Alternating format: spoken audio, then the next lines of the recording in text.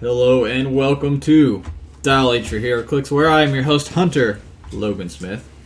Today I have the sexy, as always, Drew Alderson, and the man who's handled more sausage than a German butcher. Wait, hold on. Austin Smith. No, I didn't mix it up. Oh, you didn't? You guys were so distracted. No, I totally caught it. I was just kind of just keeping my business. Oh, Jesus. I was going to let you have a free one. Let me have a free one. Let you have a free one. From what I've heard, you partake. Never Family mind. discount. Let's He takes a lot of wiener. let's keep it PG. Right after Drew says that. This is somehow your first time listening to the podcast. If you just randomly hit the random podcast button out there in apologize. iTunes land, this is a Heroclix podcast where we like to bring you the news and share some advice with you from time to time We're going to blow a hot load of wisdom all over your face. and help you out as much as we can. We have a lot of news this week. We had the Alliance open house, Did we? which went down basically right after we recorded last week's episode. Yeah. So we have lots of info to share. Did we? Let's start with the regular. I swear. Let's start with the regular old-fashioned Heroclix.com spoilers first. You know, the ones Should we we? get like once every 4 or 5 months. Because we got some pretty sweet ones this week. Did we? We got the Magnet Stop it! the Magnet Bros. Who wants to kick us off with Alpha the Magnet Warrior? Since I'm the alpha of this group, I will gladly. If you guys would like to follow along, go to Heroclix.com and find the Magnet Warriors and follow along with Drew as he kicks us off with Alpha. The Magnet Warrior. The Magnet Warrior. The Magnet Warrior. So he has 4 keywords. Yugimoto. Earth. Magnet Warrior. Magnet Warrior keyword. Yeah, I know. Should So you be can play a Magnet Warrior theme team. Warrior. When 3 friendly characters with the Magnet Warrior keyword and different names are on the map, damage dealt to Alpha the Magnet Warrior is reduced by 1 in addition to any other effects. Hot dog. Which It's also is on the other 2. pretty good and is on the other 2. He's got a fully normal, all his symbols are normal. He's got 0 range. But what he does have is charge, blades, and a special defense ability top dial. He can use combat reflexes and toughness, which is a pretty good combination. And he'll stack with that trait. Exactly. So you have Invul, basically. Yep.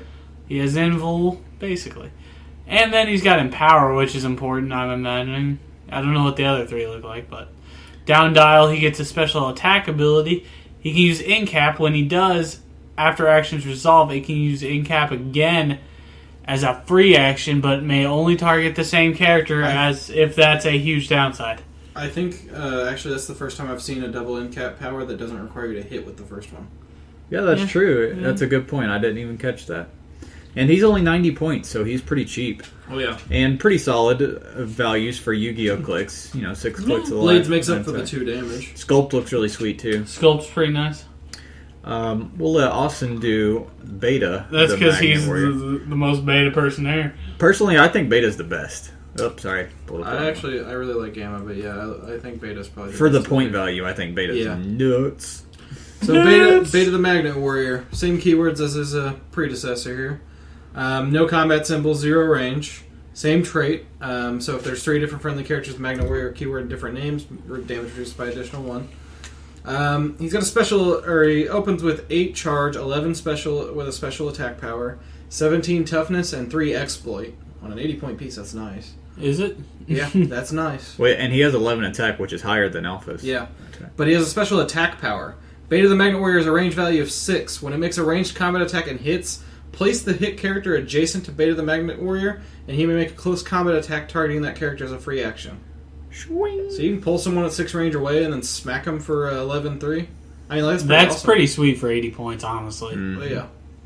Not to mention that puts them in tie-up range. Well, too. the second one would be 11 too, because you'd take the Yeah, nerf. sorry. Yeah, you're right. But yeah, And then you bring them in, and then your buddy Actually, it'd be 11-3 if you got your buddy Alpha over there. Yeah, sure. You have giving your power buddy sitting over Oh, there. yeah, you've been taking that right there. And then he's like, "Oh, well, while you're here, I'm just going to charge and blade you as well." You know. Have some of that. Oh, and then here, take these 2 in-cap tokens as well. Yeah. But what about, they have a third friend, don't they, Hunter? They do. A third friend that might be there when they do this? Real quick, talk about the second half of the dial. Oh, first. yeah, he drops into sidestep, precision strike, and some exploit and super senses down dial. I love him for his points. Yeah, he's pretty awesome. The third.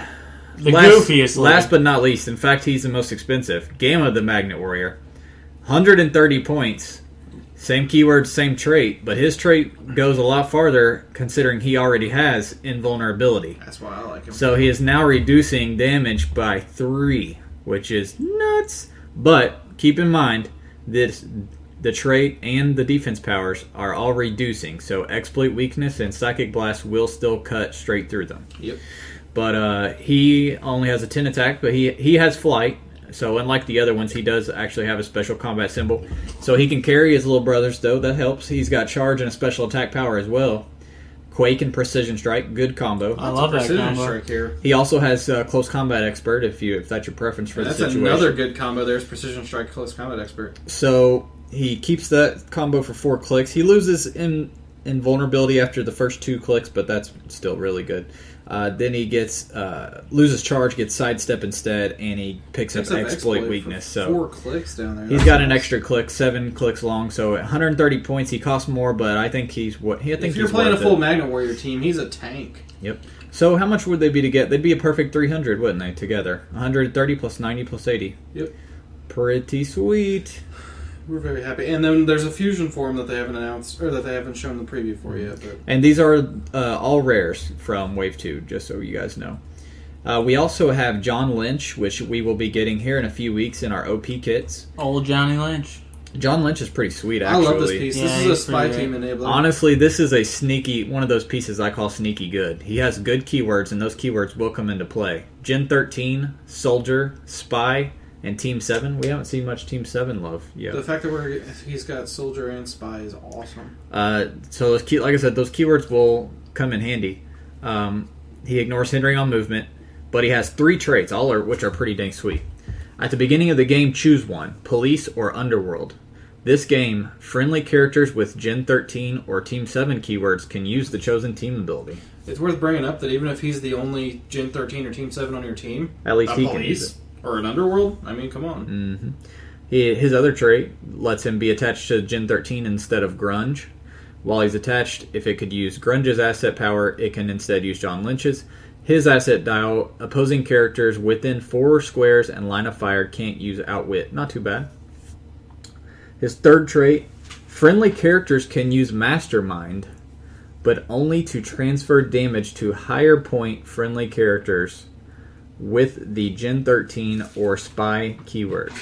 Why is this nuts? Because there's a lot of Nick Furies with Spy that are really good to transfer damage to. Also, you could transfer damage from little bitty guys and mastermind it onto the big Gen 13 team base. Oh, yeah, that's true. So play it at full points where it has invulnerability, and then run a bunch of, all your smaller guys can just basically all have invulnerability on top of if they already have super senses or whatever else they have. Sidestep TK for his power set and a special damage power of leadership, outwit, and stealth. Pretty damn good. And remember, he ignores hindering, so he can just keep sidestepping around, creeping up the map, staying in hindering. Then he loses that, picks up Pulse Wave for a little bit, and then gets enhancement. So the dial itself, as far as like values and powers and stuff, it's not that impressive. It's not like a dial you're scared of, but I think it's the traits and the synergy for the rest of the team that makes him well worth his 93 points. Yeah, as I said, he's a spy enabler. He's a good core piece that makes a keyword viable as a really good team. And hopefully we get some more Team 7 clicks in the future. Mm-hmm. He's the only one they've spoiled so far from that kit, but I did notice the other day that this kit will actually come out before the other Marvel kit comes out. Hunter. You know who has spy keyword that would be amazing with him? Who's that? A little bit of an Agent Zero. He can't take more than 2 damage from an attack.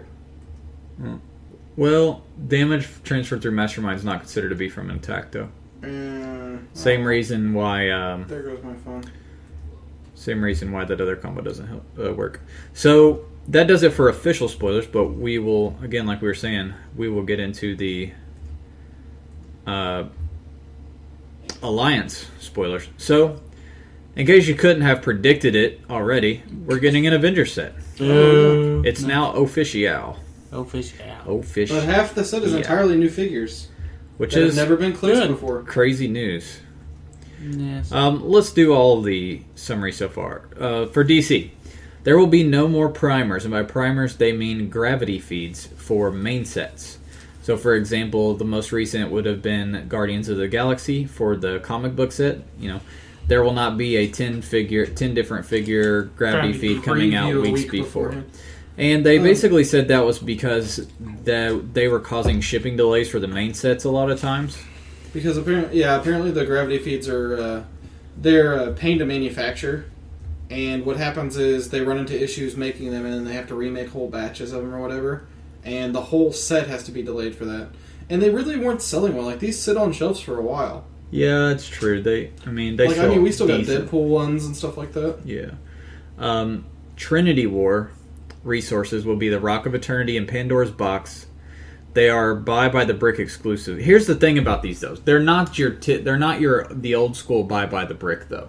It's not like you buy a brick and you automatically get one. No, the store orders them ahead of time based on their order amount. So it really just means if your store orders 6 bricks, they're allowed to order 6 kits that will have these resources in them, and then you have to buy that kit from the store, essentially. That's kind of lame. Yeah, it is. I mean, honestly, it is. But the good thing is that both of those different resources will share the same basic, essentially, relics, the add-on pieces.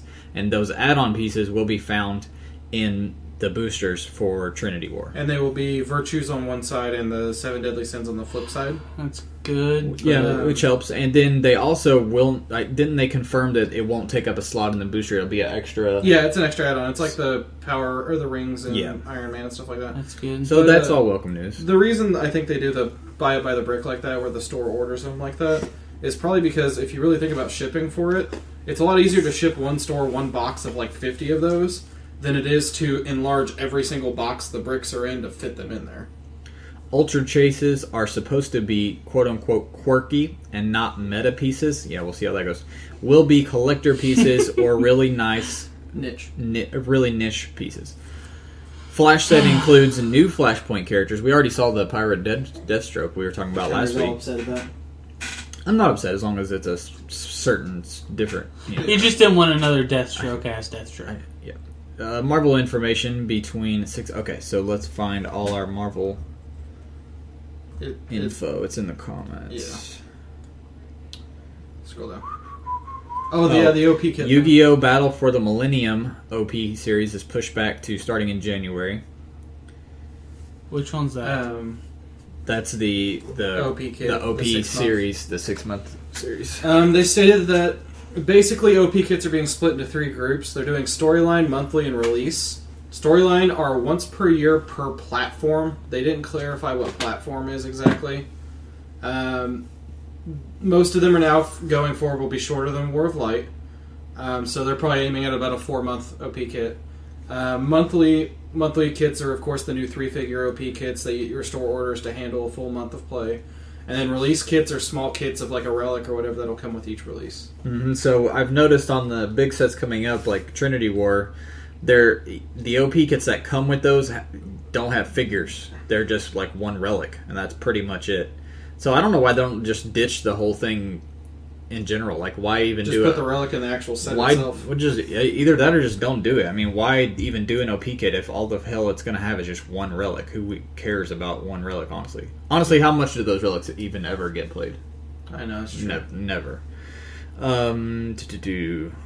Let's go down to Avengers Assemble. So a full 5-figure set, hopefully releasing in May. 65 new figures, 25 have never before been clicked.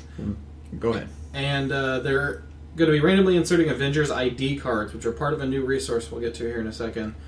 The OP event they've announced will be Age of Ultron. It'll be a 4-month event. Each month you'll have participation Avengers ID cards, which go with the Avengers Conference Table resource. where they quote that you'll be able to call in help and reinforcements from Avengers and stuff like that. It's 50 figures and OP specific boosters for Age of Ultron, but it's 2 different booster sets. Drew, you don't like that? 25 figures in a booster set's not that bad for a 5-figure booster set. I like it as long as there's not chases. They didn't say whether there would be or not, but when they announced War Light, they said there would be. So I'm beginning to think maybe there won't be. Good. Let's keep it that way. Month 1 will be Booster 1, Month 2 will be Booster 2, and 3 and 4 are at the store's leisure. So whatever they want to do with it. This is... So let's flip through the picture so far. So as far as the Avengers assemble, who are some of these characters that we see? I can't. It's very foggy, to be totally honest. I can't hardly tell who any of these freaking people are. There's Justice, at least. Red Skull with Professor X's brain up at the top. Yeah, is that supposed to be Kate Bishop? I don't know who the hell that's supposed to be. These pictures are too foggy. That looks like a new Thor. I think that's is it Thor or is it Thunderstrike? Where's the Beta Ray Bill? They look identical. Hood, right there at the bottom. Oh yeah, Red Hood, which we don't have modern of course. Cap, Iron Man, Thor. Yeah, I think that's supposed to be regular Thor. Yeah, so. And then there's a different Thor. Or that could be Thunderstrike, either one. We got that's from Age of Ultron. Oh, okay, yeah, I'm looking at it. Oh, that's from, there's a, I thought, the Age of Ultron OP kit is also coming with 2 small extra buy things. One of them is an Ant-Man box that comes with Giant Man, Ant-Man, Yellow Jacket, and something else I can't remember. Cool. It looks like a Ant-Man, a Yellow Jacket, and a hockey puck. Yeah, and a hockey puck. And then the other one is it's an Avengers Fast Forces as part of the Age of Ultron event, which is what the top left ones were. So there's a lot of images here. I'll link them in the podcast description. I'm sure most of you guys have probably already checked them out. Ooh, that looks like a new Blue Marvel, which is yeah. Vision in the top left. You got Victor in the bottom left. That looks like Mockingbird, but I can't hardly tell. Some of these pictures are blurry. And then Ant-Man, Ultron, yeah. Pretty sweet. Ultron, yeah, Ultron. And then they kind of show the resource for the Avengers card. Looks like they kind of slide into little slots. This is the weirdest looking fucking. It does look crazy. I don't like the cards. I don't either. I don't know. We'll see once more. Oh, they showed a Quinjet Colossal, like a full vehicle. They didn't clarify whether it's the grand prize or not, though. I'd assume that's what it is. Yeah. And then is there also an Age of Ultron movie set coming out? There's going to be an Age of Ultron movie set with 18 figures. They were not able to show us any of it. It says April 2015, though, as the supposed... Well, Age of Ultron comes out in June. And it also says there will be a starter set for it as well. Sweet. Hopefully they put the new PAC in it. That's about all the details we got. So we're going to go ahead and assume that the Quinjet is like the big prize at the end and not like new Colossals. But I wish they would do vehicles and Colossals for they said that Marvel, it's not a super booster set. It's a 5-figure 10 booster brick set. So, our main topic is going to stay on the theme of Avengers, and it's going to be sort of like our Flash Ones episode last week, except this week we are only going to cover 5 figures each, 5 characters each, I should say. We're each going to say 5 characters that we want to see in the Avengers set, and when we specify the character that we want, we will also say the best previously clixed version of that character. So for those of you who haven't been playing Clix too long, or if you just don't have much Avengers Clix, and you want to know what are some good Clix to pick up for these characters, like what are the best versions, in our opinions, that have been made, we'll be able to share a little knowledge with you.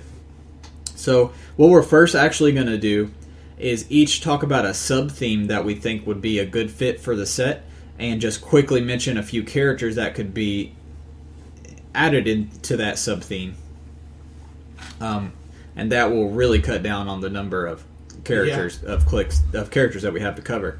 I'll start off with Avengers Academy. I think there's a pretty good chance they will be in the set, to be honest. They tend to WizKids has been tending to stick to comic, like whenever they make a new set, usually most of the characters are from comics that have been going on recently, and Avengers Academy's been going on for about the last 3 or 4 or 5 years, at least 3 or 4.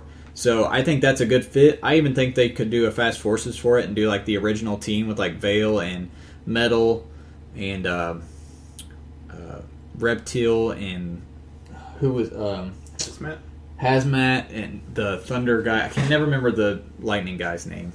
I just want to do Hazmat. I feel like she's a figure they could do a really good job with. You don't mean new. You mean Hazmat, period. No, I mean, like, it's a figure with cool, powers. Yeah. I think that would be a great sub-theme. There's also other ones they could give the keyword to, like the teachers, like Tigra and Hank Pym, and some of the other ones they could give the keyword to. It'd be cool to get a leadership kind of Hank, actually. And actually, when I get to my sub-theme, I'll bring that up.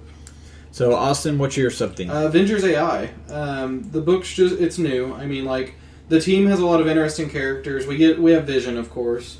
But the new Doombot's a great character, like, personality-wise and everything. Of course, we have generic Doombots, but... Victor Mancha, which we saw in the Age of Ultron slides a minute ago. What's the female? I can't remember her name. I can't remember her for name the life either. of me. But it'd be cool to get a leader, kind of Hank Pym, and because we get like scientist Hank Pym and Ant-Man Hank Pym, it'd be cool to get like a teacher/leader one that has all these keywords, and just like kind of just helps run the board and set things up. Freaking Dimitri, the bad guy of Avengers AI, would be pretty cool too. The evil robot guy. Yeah, the one that's one of Tony Stark's old iron suits. He's pretty cool. The third sub-theme would be Young Avengers. Drew's going to cover that for us. Who all would be in Young Avengers, Punky Drewster? The fabulously gay duo of Hulkling and Wiccan. Yeah, that's true. Those old figures aren't that bad, are they? I can't remember. Wiccan is still pretty solid. I was going to say, if I remember, Hulkling one of them was still really solid. Hulkling was garbage, even back when he came out. Honestly, he was not that good. But yeah, Wiccan still, to this day, isn't too bad for a little support piece. So Wiccan and Hulkling. Thatcher. Kate Bishop, Hawkeye. Yep, Kate. I just got done talking about her last week or the week before. A lot of these they clicks in the original Avengers set. Patriot is one of the key ones. Of course. If they wanted to do the newer Young Avengers, like the one that's running right now, they could add a young Loki, although they just did him in Fear Itself. Novar could be in there. Novar. I think that's about it. Prodigy, but we just got it. We just got one in Fear Prodigy, Itself. not that.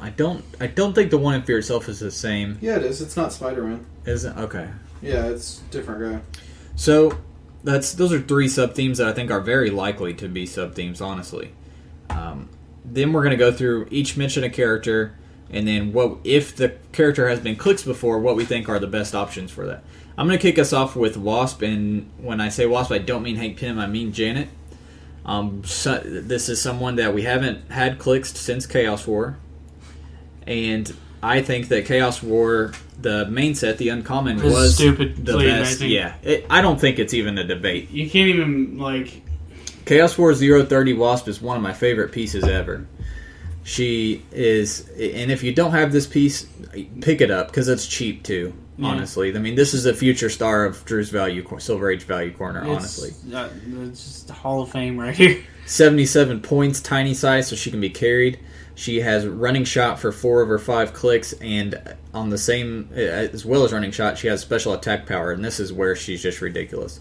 She can use in cap. She has 2 bolts, by the way, 6 range. So she has running shot, 2 bolt in cap with 6 range. If she uses it and hits, deal the target 1 penetrating damage after action trees off. And this used to be nuts even before in cap got buffed. Yeah. And now that in cap's buffed. Yeah. So, and then she has super senses plus tiny size, so that buffs her defense on range plus 1. And then enhancement for the middle 3 clicks. She's just really good. You got to keep her at range. You got to keep her safe. You don't want her to get run upon and smashed because she's only 5 clicks long.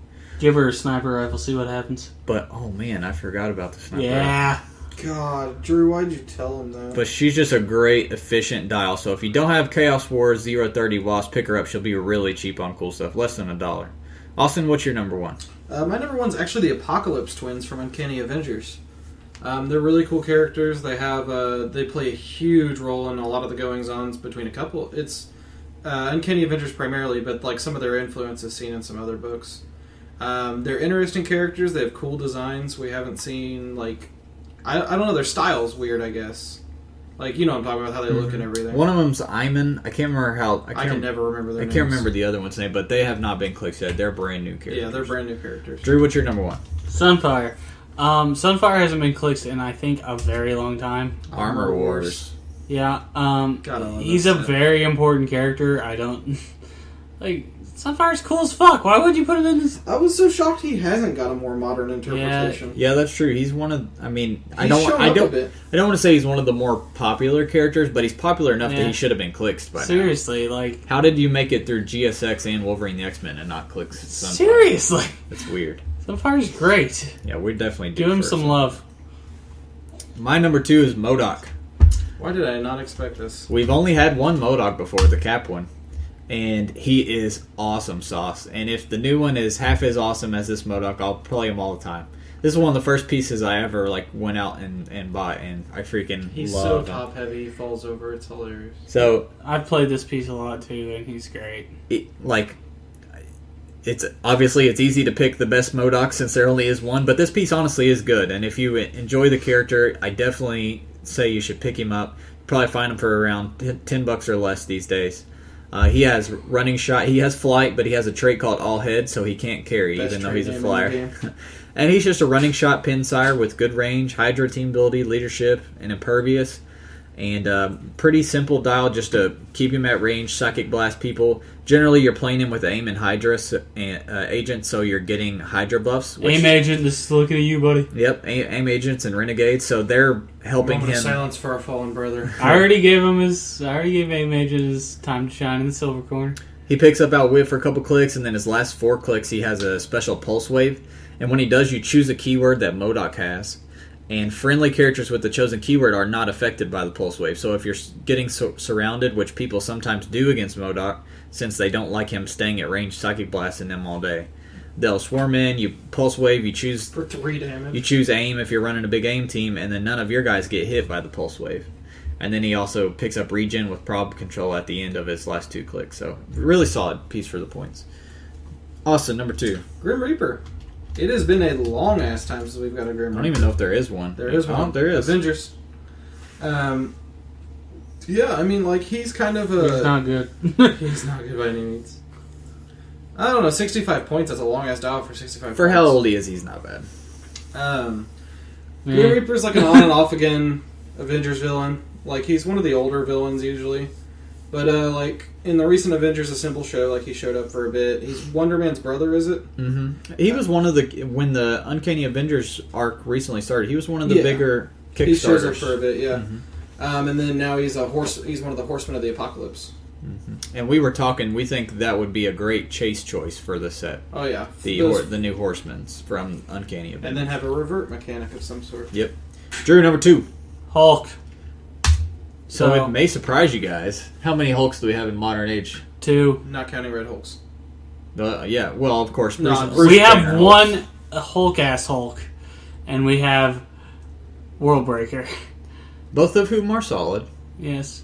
Worldbreaker really One good, of my most actually. hated clicks in existence. I'm sorry, but this piece is really good, and you guys hate it, but I think don't hate this. I think this piece is ridiculous for its points. So, because we don't have to stick to modern age. But, so only 2 modern Hulks, and both of them are about to rotate next time they rotate. The best Hulk is Avengers movie Hulk. I agree. I was Bar hoping, none. I was hoping that's who you were going to choose. Yeah, Number 202 from the Avengers movie. this motherfucker's just dumb. Why is he so good, Drew? Because, it's 255 points. He starts off with, your typical 12 attack, 19 defense. Your typical 12 attack 19. If you're paying 255, impervious, indomitable, Avengers initiative, so your stupid ass range pussy pieces can copy it. But Not just that. he's got a special movement ability where he can use charge. He can use it normally, or he can be given a double power action to use charge, but does not have his speed value if he doesn't carry. Which I don't, pick up pick up a hold an object. Which I don't know if I'm. But the most important thing is you come up. Let's say you hit him for 4, and he fails his impervious roll. You just hit this motherfucker onto a 12 attack 6 damage click.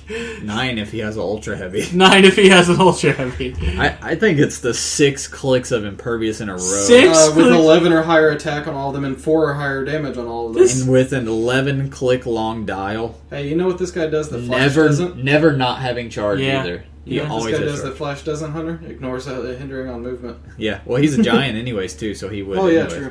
Yeah. So that also the giant size also gives him +1 to breakaway. Mm-hmm. Honestly, the thing that you have to use though on this Hulk is Secret Avengers. Yeah. 5 points. Let him not be outwitted until they try to shoot you at least once. But man, he's nuts. I love playing him. I hate playing against him. Especially with Gauntlet. But yeah, we're gonna need. He's better with Anger's Hammer. By the time that the Avenger set comes out, We'll be 1 month from rotation. we will be about to rotate, and then during rotation, we would have no modern I Hulk. figure we're going to get one in Avengers Assemble, and we're going to get the one in the Fast Forces, of course. And my number 3 is Nick Fury, and I do not mean Nick Fury Jr. I mean the original Nick Fury, who I don't believe has been clicked since Captain America. Yeah, since Captain America, because both the Chaos War and the Winter Soldier, and the both Avengers movies are Nick Fury Jr. African American Nick Fury. So I want the old school. I want a remake of the old school Nick Fury. Which he's been really important in comics for so long now. Absolutely, Like, it's a shocker especially recently with the original Sin storyline. For those of you who read that, so Captain America, I have 2 favorite Nicks, and I'll just quickly go over both. Captain America 023 is a good choice, I think, because he's cheap to pick up. He's $1 or less. He has stealth, and when you move him up, you can remove an action token from another friendly character that was given a move action that has Howling Commandos, Secret Warriors, or Shield. So on the first turn, you're basically letting one of your other guys move up for free. You're basically Full carrying, movement. quote-unquote, someone full movement. Yep, and then he has Mastermind with Indom as well. So you'll want to play him with Shield agents. Outwit as well. So Outwit and Stealth, 6 range, Shield team ability. And then mid-dial, he picks up Toughness instead, picks up Enhancement. So he's just kind of a supporty in the shadows, helps the rest of your team, just like Nick Fury should be. Your second favorite is my favorite. This is my favorite. Yeah. Second favorite, well, it's a tie for me. Secret Invasion Nick Fury. He's going to be a little more expensive to pick up, $3 or $4, but he's pretty sweet. He's in a trench coat. He has Stealth as well on top click. He has Leadership, Outwit, and Perplex That's good. I think that's good. on 1 power. And then he has a special Mastermind. When he's dealt damage, you can reduce the damage by 2. If you do, after the attack resolves, immediately put Nick Fury in an unoccupied square in the corner of the map that does not share an edge with a starting area used by Nick Fury. Hey, Hunter. What keyword does he have that would go great with, that 2 damage reduction in a certain Mastermind character we just talked about earlier? Oh, maybe the spy keyword? Yeah. Yeah. If he's dealt damage, it's not from an attack, so it would work with him. Top dial, he's stealthy and with a higher attack. Mid dial, he's running shot, energy, explosion, outwit. That stealth, outwit, perplex. the stealth, leadership, outwit, perplex, shield team ability is what And really makes teleporting him every great. damn time you hit the bastard. So both of those are relatively cheap and good ones to pick up. Austin, number 3. I want a beast, an Avengers beast, one from the newer arcs that has Illuminati keyword. And I'm going to be selfish here because 99% of the reason I want it is for the Illuminati keyword. There isn't a current beast that has Illuminati, right? Like, I'm not being crazy. No. He Okay. just joined the Illuminati and Hickman's. Yeah, after AVX. There is the Wolverine X-Men one does have the Avengers keyword. Actually, the last couple ones have the Avengers keyword. The Wolverine X-Men one's great and everything. Like, I have nothing against that beast. I would just like one of his new style where he's got the goggles and the different outfit and he's a little more mutated. Mm-hmm. And throw him the Illuminati keyword and maybe a time travel power related to like the all-new X-Men and stuff. Unfortunately, the Wolverine X-Men beast that you're talking about will be a little expensive because he comes on the team base, on the blue. Yeah. But he's solid. We've played with him and against him. He's great. I love him on Defenders teams. And the GS, if you want a cheaper one, the GSX main set one was pretty good too. I mean, to be fair, if you think about it, the fact that we've only got one on the team base, it kind of increases the chances we might see one. Yeah, he definitely fits. He's a classic Avengers character. He's been in the Avengers for 20-some years. So I just want more Illuminati. Drew, number 3. Hercules. Big old Herc. When's the last time we got a Herc? Hercules! Hulk. That's true. Yeah. And this was a hell of a piece too. Oh, I It love is, that piece like, still to this sincerely day. amazing. The thing that makes Incredible, IH Herc so good is that he gets his attack ability where he modifies his attack value by -1 when attacking a character with a lower point value. but he gets +1 when it doesn't meet the when conditions. it doesn't meet those conditions. So as long as he's hitting somebody who's a challenge, basically, he gets +1 attack. yep. So it puts him up to a 10 or 11. Sorry, almost was out. And a 12 on a couple of those. Close combat expert. He's got plasticity, flurry, and that special damage power. He's willpower, but you modify his defense value by +1 from ranged attacks. And if he's in hindering, that'll stack, so Yep. +2. It's kind of funny because if you look at him now, you're like 131 points. But you gotta remember, Hulk was a whole different power level. Attack values were a lot lower back then. Defense values were pretty high, really, between Hulk and Chaos War. I do like late dial flurry too. Yeah, because once you're already up in there, you're just like... And he's 8 clicks long with reducers on every click, including mid dial impervious. What's Secret Invasion Herc? Secret Invasion Herc is the one that we played during my old Civil War events. He's solid as hell too. Oh yeah. 142 points, charge flurry plasticity, Jesus Christ. 10 clicks in dom. He's just as good as the Incredible Hulk one. But what about that attack power, Hunter? Super strength carrying 2 objects if they're both standard. Oh yeah, this Herc's better. By the way, now he would be able to hold 2 ultra heavies and use 1 for each attack if he really wanted to. Fuck her. So if you can find an old Secret Invasion Hercules, he's nuts too. And he's under $1. He's a common. I don't know why he's priced so cheap. I guarantee you he's more than that on cool stuff. Now I'm going to check it just because it's going to bug me. I know I paid more than him back in the day when I bought him. 75 cents. Yeah. Now Hunter's all upset. I feel like I did. Maybe I did. I like the... And then there's the duo, of course, in Chaos War, which I really like the duo. I've played it a few times. Thorcules. Yeah, Thorcules is a blast. My number 4 is Ex Nihilo, a unclicks character, brand new character that Hickman created when he took over Avengers. Very awesome character, very creative power set that they could really do some unique things with on his dial. And actually, did you say that they showed a sculpt of him? Yeah, for they this? showed a sculpt in him and So what's her face? I think there's a good chance we will get Ex Nihilo in the set, so I'm really hyped about that. He better spawn like little tokens and all kinds of crap. I don't know. Austin, you're number 4? Wonder Man. Lame. Boo. Lame. Whatever. I would just pick Sentry. Why don't you just wait till he Space. turns more awesome and turns into Hollywood? Because Hollywood. Yeah, is Hollywood's way Oh, better man, than Wonder Man. Someone was talking about there being a Guardians of the Galaxy 3000 series or whatever, and I was like, "Is Hollywood it?" And they're like, "No," and I'm like, "I don't want to read it." Yeah, I mean, like we got him in Chaos War and Avengers and Beyond the Mutant Mayhem. Man, Hollywood's still better. I love the Fast Forces one. I like I like the main and the Fast Force one. I like the Fast Force one better though. Yeah. When he hits an opposing character with an attack, after actions resolve, he may move 2 squares, breaking away automatically, and target a different opposing character with another attack as a free action. Damn. So it's the old flurry, smack, smack. And he has super strength too, so there's a chance you could pick up another object on the way over Oh, too. yeah. So we're talking about number 210, Chaos War Wonder Man. He's cheap too, couple He's got bucks. a weird dial, though. I will not deny that. He goes from Imperv, Super Strength, Charge, and then down dial is Phasing, Teleport, Super Strength, Super Senses, Exploit. And then at bottom dial, he has 3 more clicks with Imperv, Invul, and then Regen on his last click. The best combination ever, Flurry Regen. Yeah.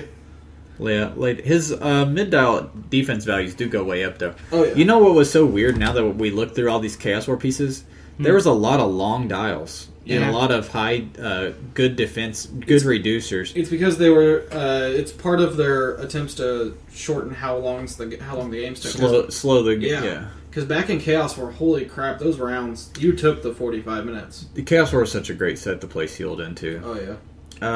Drew, number 4. Until someone pulls Ken Number Blue. 4, Amadeus Cho. Goes hand in hand with your number 3 pick. Yep. And Like- another back in Herc. Or back in Hulk set. Back in Hulk. Hulk was Back good. in Herc.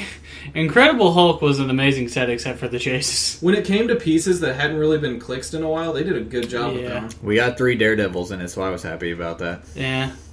I mean, like, Cho's your best choice. There's only one Cho. You need another Cho. There's a Mutations of Monsters Pog.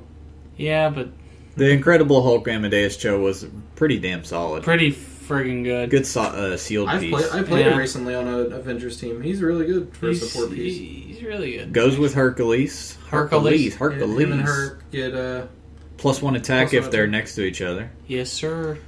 Then he has... pin psi +2 attack and range, and damage value becomes 1 and locked. And then his damage powers can use Outwit. If no friendly character has a power or ability countered, he can also use Prob. He's a very solid 59 points. I love that. That honestly, that was one of my favorite. For the longest time, one of my favorite design ideas, where it's he can use Outwit, but if someone else has outwitted something, or hasn't outwitted something, then it means he's the smartest on the board, so he gets an extra little bit. You know what? ATA goes good with that. Secret Avengers. Secret Avengers. Son of a bitch! Didn't even think about that. My number 5 is Ronin, and I think Ronin's a cool choice because it'd be a prime. Explain which Ronin, because when you said this at first, I was like, "Hold on, buddy." Not Ronin the Kree. Yeah, I know that's what Ronin is of course who I am talking about. Hawkeye's secret idea. I think Ronin is a prime example for a prime character they could do, because they could do Clint as Ronin, Clint Barton, and then they could do Echo as Ronin. And Echo is another. This was kind of my way of squeezing 2 into 1 because I really would like a new Echo as well, and that would be Red Guardian turned Ronin. That would be a good chance to do Ronin. So we do have a previous Ronin and a previous Echo. Ronin, the only one they've ever made that's in the black suit, the original suit, is from Avengers, and it's not too bad. 55-point piece if you really wanted it. 3 damage. If you really liked the character, pretty cheap, 50 cents. But there's also an Echo, and the Echo, the really old one, it still holds up. Good old Armor Wars. Even though it's all the way from Armor Wars, I think it's which point value is it? The 38-point value. Jesus, he's nuts. She has charge blades and super senses for 38 points. That's all you need to know. What are those keywords there, Hunter? Avengers and martial artists. 2 pretty good ones. That's all you need. You got to keep her top dial because in typical old Clicks fashion, she loses everything super quick. But that top dial for 38 points for Clicks this old really holds up really well. Oh, yeah. Armor Wars 015 Echo, if you really like Echo. I loved Armor Wars. Pick that up. Austin, what's your number 5? Jet. Jet's from the Captain America run, brand new character. It's the daughter of Arnim Zola. Mm-hmm. She's a really interesting character who kind of has like the whole struggle between, is she supposed to be evil or is she supposed to be good? Is her father lying to her and has raised her wrong her whole life? And it's really cool. On the same vein, I'd kind of like to see like the brutal kind of trapped in that world for so long Cap, where he's all like overgrown and rough looking as a Prime or something. I honestly wouldn't be surprised if they Clicks Jet, because it seems like if they're doing a lot of new characters, it's almost a shoe-in. It seems like they're trying to push her too in the comics. They've been putting her in a lot of important roles lately. Yeah, she's Drew, really cool. What's your last one? The most important black man in the Marvel Universe, Luke Cage. We need a new Luke Cage so bad. I don't really like either of the Luke Cages. I don't either. They're both, But the best of the two, I think, would be Cap. What do you guys think? We have this new Power Hunter that fits a Luke Cage perfectly. Invincible, you say? Really? Yeah. Yeah. I mean, that's just perfect for him. I mean, like, they've given him Invul and all this stuff like that all this times, but... Luke Cage is invincible. Drew, if people wanted to pick up a Luke Cage, out of the 2 crappy options, what's the least crappier option, you think, and why? Captain America. He's only 98 points. Top dial, he's not the worst piece in the world. And he's your only option for Luke Cage. Yeah, the Avengers one is just, his values are too low. Hey, that Luke Cage has some good keywords, though. Damn. Yeah, Heroes for Hire, Marvel Knights, T-Bolts. Avengers. Avengers Luke, he's got good keywords all right. I mean, neither of them are awful. They're just not good. They're not the dial that Luke Cage deserves. I agree. Full dial Invincible. If you want to... No, he needs a special Invincible. Yeah. He needs something... No, this Luke he needs, Cage, like, Invincible that can't be ignored and can't be countered. You know what I mean? Like, something beefier. Fuck Avengers TA, man. Just fuck it. It's so good, though, Drew. It's the best team ability there God, is. that could just fucking... Don't you like moving your 100-point piece for free action? I don't give a shit. That doesn't go against your action total? I did. Luke Cage, I think it's a character that we are... By the way, that was sarcasm. People tend to not pick up on our sarcasm on the podcast that we do all the time. What are you guys talking about? You would be amazed at how many emails people email and be like, yeah, you were wrong about that thing you were saying the other day when I was totally obviously being sarcastic. Anyways, sorry. Sarcasm radar going off. Yeah. But, Give Avengers a new TA already. Jesus Christ. Well, they have like 5 good ATAs though. So Yeah. and they have Avengers Initiative, which is really cool. I think He's we'll get like a Luke. We'll one of the definitely best. get a Luke Cage for sure in the Age of Ultron set. I think that's a given. Yeah, Yeah. He was a major character in it. I think he'll be in the main Yeah, I Avengers do too. He's going in. I think. There's no way. On that note, Jessica Jones. I would like a duo of those two, actually. Yeah, I can go with that, Jessica. Yeah, I could do it. She's boring. She is boring. She's kind of hot though. I'll give She's you that. hot, but boring. I'm not even going to comment. And then in a little special aside, we decided to each do a duo figure. Is that because your boyfriend would get jealous, Osman? Whatever. Oh, Rainbow Raider. Oh, Rainbow Who we're each going to mention a duo that we think would be believe. cool I believe in me. to be in the Avenger set as well. My duo is Clint Barton and Kate Bishop. We have a little Hawkeye on Hawkeye action. I've always wanted that as a duo, actually. I was kind of shocked it wasn't already I done. really hope that both of them are in the Avenger set. We do have a lot of good Hawkeyes, but it'd always be nice to get another one. And There's never a good Hawkeye. in Fear, honestly, I'd like a new, cheaper modern age version because the Yeah. only one we have is Fear itself. He's I'd 135, like a Green Arrow kind of one where Yes. it's cheap to play. like the Chaos War one. Yeah. He's around 90 to 100 points. Yeah, that's where I'd like another one like that. But Clint and Kate would be a fun duo, and I really like both those characters. Austin, what would be your quote unquote duo? Although I know it'll never happen, and the longtime listeners of the podcast know what I'm probably going to say. I want a Thor Prime. I want young Thor, old Thor, and current Thor as one piece, just freaking blowing up everything. Drew? We got Gore the God Butcher. I mean, come on. Yeah, it's true. We're one step closer. Drew, what's yours? Luke Cage and Iron Fist. I cannot believe I didn't think of this. What? Yeah, I didn't even think about it either. it's a good choice, man. Yeah, We've got plenty And- of Iron Fist to split off into, especially with that awesome Fear Itself one. And they do have a previous duo, and it was good. Yeah. Iron Fist Power Man duo from Secret Invasion. Why would you not want that? And it still to this day isn't too shabby. It isn't. Honestly. It's 18 defend. Yeah, 18 defend, wild card, charge exploit, super strength. pretty good. They can destroy 2 squares of blocking terrain or walls like next to them as they move. But That combos well with the Avengers ability where if you pop a wall, you get objects. yeah, that's true. They have good keywords, Here's for Hire as well. Mhm. So they're not too bad, but we definitely need a new duo of them. Not to mention Oh, scope yeah, we do. possibilities. And if they do print a good Luke Cage, we have tons of good Iron Man choices, Iron Fist choices for them to Don't support. you say Iron Man. So that gives us a good idea gives you guys also a good idea of if you like Avengers characters and you're new to Heroclix, who are some of the better versions of those clicks you should pick up. We got a couple new segments that I decided to add for the podcast, and a lot of them are directed towards being more of a teaching aspect on the podcast, which we're going to try to get back Yeah, to. we haven't been doing Just a just a tip. tip in a while. We haven't been doing those kinds of things as much lately. Okay. So, one segment I want to add, we're going to call Reddit Reads. So, I've been trying to make it a point to set aside a few minutes to help out on the HeroClix Reddit, particularly to people asking rules questions. And so, basically what I want to do sometimes on the cast is just read a couple questions that people posted to Reddit and explain their answers. So, sort of treat it like a mailbag, Yeah. but from the Reddit section. So, one guy had a question about Wave 2 and Wave 1 and Wave 2 of War of the Light. He's a new player. Says he didn't start up clicks until right around month 3 of War of the Light. He managed to get in and play during month 4, and he had a lot of fun. His question is, since I'm pretty sure my shop is only doing Wave 2 for the remaining months of War of the Light, does that mean there's a select number of figures that I will no longer be possible for me to get? Basically, is what he's saying. So he's saying, am I ever going to be able to buy Wave 1 figures? If so, is there any way to know which characters come with which boosters? Well, to know which characters come with which boosters, go to HCRealms.com unit section, go to War of Light. All the odd-numbered HeroClix in the War of the Light set come from Wave 1. All the even-numbered clicks come from Wave 2. On top of that, I just wanted to mention, and some of you newer players may not know this because you came after Fear Itself. So Fear Itself was the first OP series that WizKids did where they did separate sets. Boosters specifically for the set.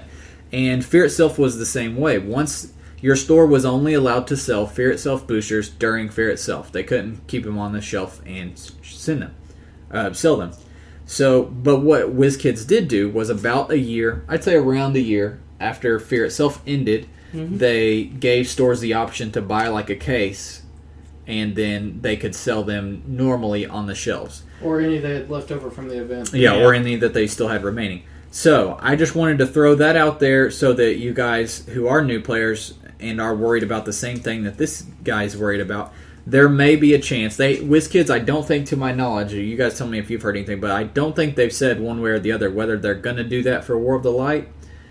But I assume they will. It's a safe assumption, I think. I assume about a year from now, they will be able to order a limited supply of War of Light and sell them normally on the shelves. And to be fair, if you're only after CURs of War of Light, it's not that much. It's not that much because this is a set that people are playing a lot of. And we talked about this earlier. Sets that people don't buy a lot of typically have higher cost CURs. This is a common uncommon rares.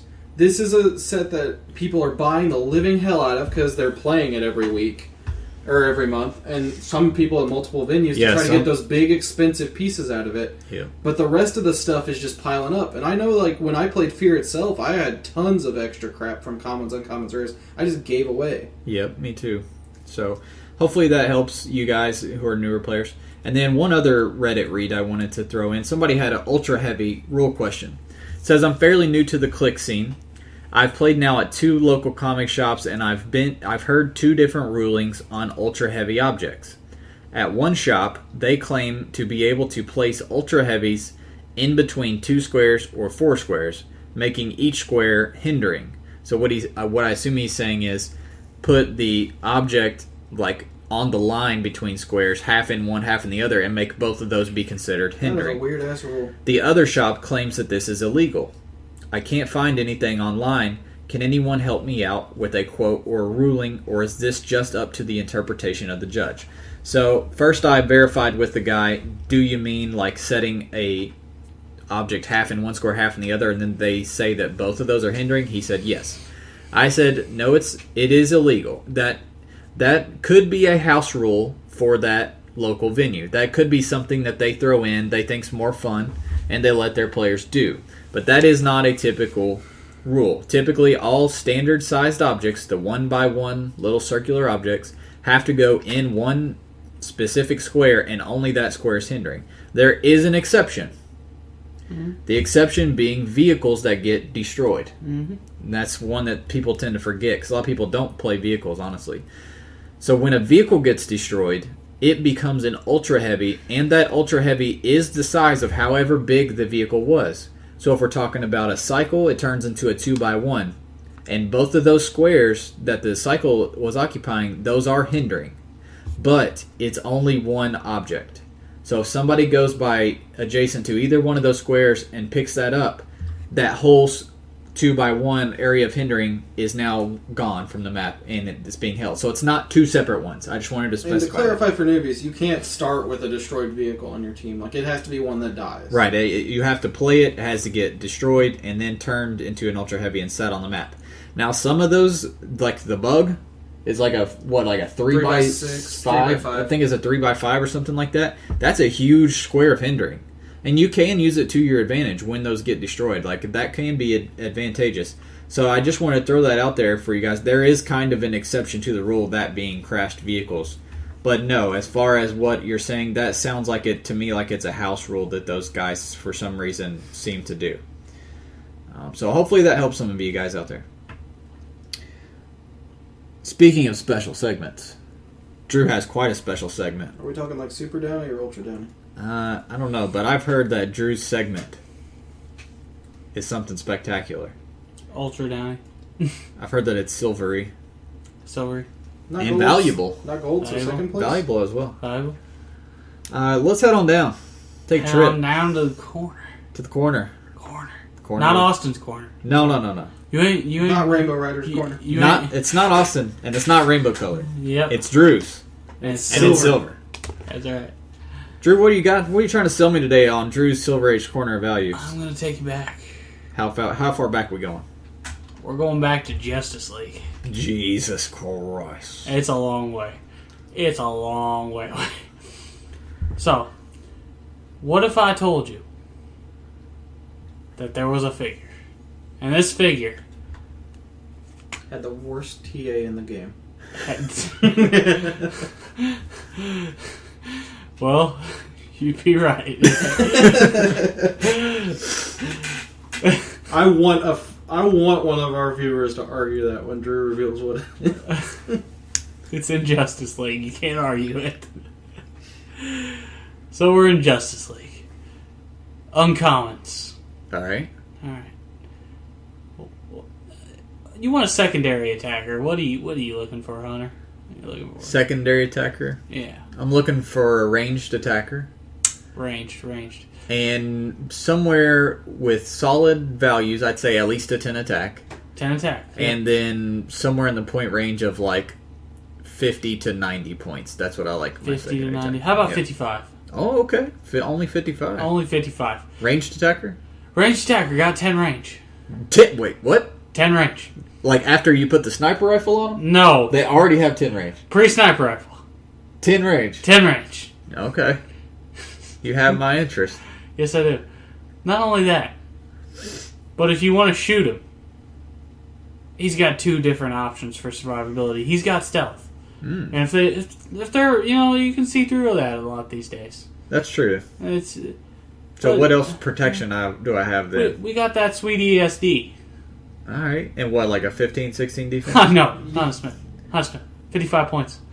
We're giving you a 17 energy shield deflection. Oh, shit. So what you're telling me is if someone who ignores hindering takes a shot at this guy, he's still going to have ESD. Yeah. That's All ridiculous. Right. So what are we talking? So 10 range, stealth.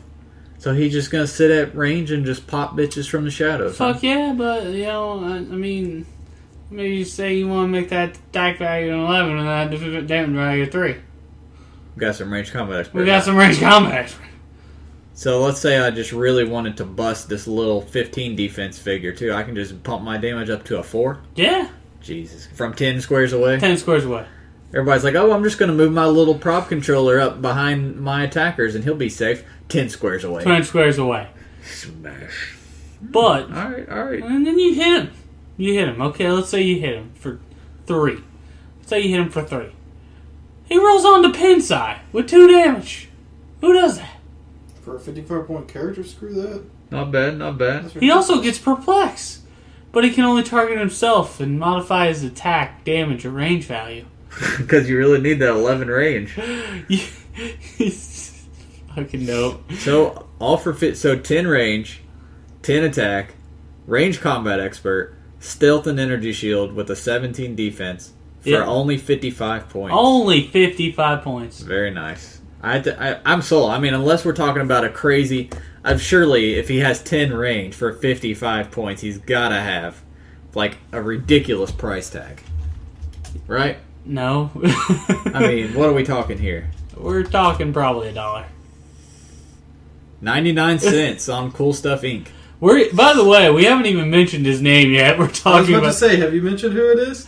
We're talking about Merlin from Justice League. Number 019, uncommon slot. Good old League of Assassins. Yeah, and the League of Assassins. I've never even seen this piece So before. let's say your You've opponent... never seen this? I've never seen this piece before. Let's say your opponent does see through stealth. Yeah. Good thing he's got that nifty ability to get the League of Assassins ATA and not give a flying F about seeing through stealth, as long as he's next to a wall or blocking terrain. And if they blow up the wall or blocking terrain, ESD. Mm-hmm.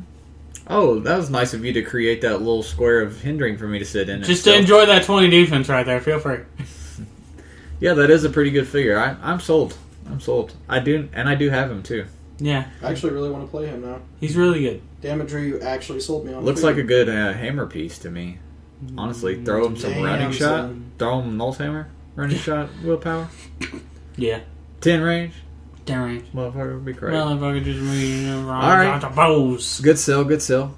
And speaking of special segments, we're going all out this week, you guys. We got another special segment. Oh, shit. Is this a 3-for-1, Hunter? I got Hunter's Hidden Gems. Oh, fuck. This sounds like a ripoff of the Value Corner. Nah, it's It's different. less a ripoff and more of a neighboring store that sells exactly what you sell. Yeah, you got the dollar store, I got the Dollar Tree. You know what I'm saying? Like, It's You totally realize not the same thing. Dollar General just. I just Dollar want Tree, you guys to remember who was here first. No, my This is corporate America moving in and kicking out the little man. so this segment is going to be a little different. This is more about teaching you, also about teaching you guys. What I want to do in the hidden gems segment is take a set and then pick a couple pieces from it that I feel are being overlooked and Son of a bitch. pieces that you should pay attention to. But I'm going to stick with modern. I'm going to stick with new stuff. Okay. I'm going to stick with things that you probably just picked up and have not played yet and just kind of looked over because the new hotness, the new Thanos eye is sitting there drawing your Are attention. you telling me Sphinx is in this fucking segment? Because Sphinx better be in this fucking segment. So today we're going to cover Guardians of the Galaxy. Because Sphinx is in this fucking segment. No, I'm actually not talking about Sphinx today, unfortunately. What? But Okay, I have Drew. Here in 2 years, you can talk about him in the value. What? I have two figures to talk about today. Honorable mention Sphinx. Honorable mention Sphinx. But I have two figures. Both are super rares, actually. And both are Black Order figures. One of them is Corvus. Corvus fucking Glaive. Corvus fucking Glaive Corvus Glaive, is a boss. Austin's talked about. Corvus. I played Wednesday. Corvus fucking Glaive. And this guy is so incredibly good. He's so much fun. He's so fun and he's so good. And he's so annoying to play against. And he's that, Sounds like this spot could have been taken by Sphinx, but continue. So I want you guys to look up, follow along with us, go to Corvus Glaive's dial. Both of these figures also are super rares, Black Order keyword, and both are exactly 100 points. And they both are extremely good attackers, but one is ranged and one is close combat. So the reason Corvus is so good is he has either exploit weakness or outwit on every single click of his 7 clicks. He also has charge on every single click of his 7 clicks, along with plasticity on the latter half of his dial, charge plasticity. He also has great movement values, a 11 square movement, so that's effectively a 6 square charge without any perplexes. So you've got a 6 square charge with exploit weakness and an 11 attack blades. So top dial, he's starting off with very high values, 11 movement, 11 attack, 18 toughness, and 3 exploit. And then mid dial, he gets this special attack power, which can be retardedly good if you get it going. And all 3 games I played him, and the game that I played against him when Austin had him, he got the shit going. It's called As I Hold My Blade, I Cannot Die. and it's so true. It really is true. He can use blades. Remember, he still has exploit and or outwit. When he uses blades, you increase the roll by 1. That's okay. When he does, and he hits an opposing character, he usually has a 10 or higher attack, so that's probably going to happen. Before dealing damage, you may heal him of damage up to the result, What? but decrease the damage dealt by the same amount. And you choose as much as you want. There was a time in my game Wednesday where I had him on bottom dial on 7. And you healed. I rolled a 5, bumped that up to a 6, and then I healed all 6 and dealt no damage. And I was like, good luck getting me back down 6 fucking clicks. Well, this late in the game, because it was like the end of the game. I was like, good luck hitting an 18 defense with your low 9 attack. I played it with Anger's Hammer. Yes. Oh So my gosh, Steel Energy on top of that. I was going to bring that up here in just a minute. So he's already really good for no tactics formats, because on top of his attack capabilities, he has the Cull Obsidian trait, which is one of the best traits they've made recently. When he's KO'd by an opponent's attack, deal damage to that character equal to the last amount of damage dealt to him. That's dealt. Austin brought that up. It's a great point.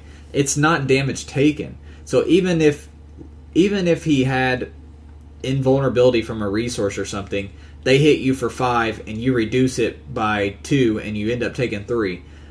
The opponent doesn't only take 3. They take the full 5. They take however much they dealt to you. Yep, and it's important for Black Dwarf, who also has this trait because he has imperv most of his time. Right, and the damage can't be reduced below 1. So at the very minimum, they're going to have 1. Even if they have impervious or whatever, they're going to take 1. And I mean, hell, that alone, that trait of someone kills you, they take at least 1 damage. Pfft. Someone kills you and they take 8 damage because they smoked you with a Hulk. like some sort of AVM Hulk that comes hopping across and deals 9 damage to you. So Corvus Glaive. So, like I said, That's not good. In non-tactics, he's already really good. In tactics, he's even better because Anger's Hammer or anything that gives steel energy is absolutely retardedly amazing on him. Black Ring, Willpower Infinity Gauntlet, and Willpower too. But Black Ring or Infinity Gauntlet or Anger's Hammer are all very, very good. The only 2 restrictions on it, or I don't want to say 2 restrictions, the only restriction on him really is the keywords. He has Black Order, Minions of Thanos, and Warrior. But Warrior, I think I think Warrior is a great keyword, so. But proper keyword-wise, he's lacking. He's a perfect 100 points, though, which is great. I love that. The other hidden gem is Proxima Midnight. This is the piece that I feel potentially has a lot of meta potential, and nobody's paying any attention to. Another even 100 points. I never hear anybody talk about her. So what's awesome about her is she as well is an excellent attacker, but she is ranged based. And her dial's going to look a little weird when you look at her. She has 0 range, but sharpshooter, and you're like, why the hell does she have 0 range and sharpshooter and running shot? How does that make sense? Well, here's how it works. She begins the game with 3 tracer tokens on the card. Her range is equal to 3 times the number of tracers. So starting dial, she has a 9 range, which these days is nuts. That's not good. And remember, she had sharpshooter as well. Merlin had 10 range. Her number of bolts are equal to the number of tracing tokens. Okay, that's done. Tracer token. So tracer tokens. So at the start, she has 9 range, triple bolt, with an 11 attack psychic blast and 3 damage. God damn. When she hits with a ranged combat attack, you remove a tracer token from the card and place it on a hit character's card if it doesn't already have one. At the beginning of your turn, roll a d6 for each of her tracer tokens on other characters' cards. And on a result of 3 to 6, deal 1 penetrating damage to the character with that tracer token on its card.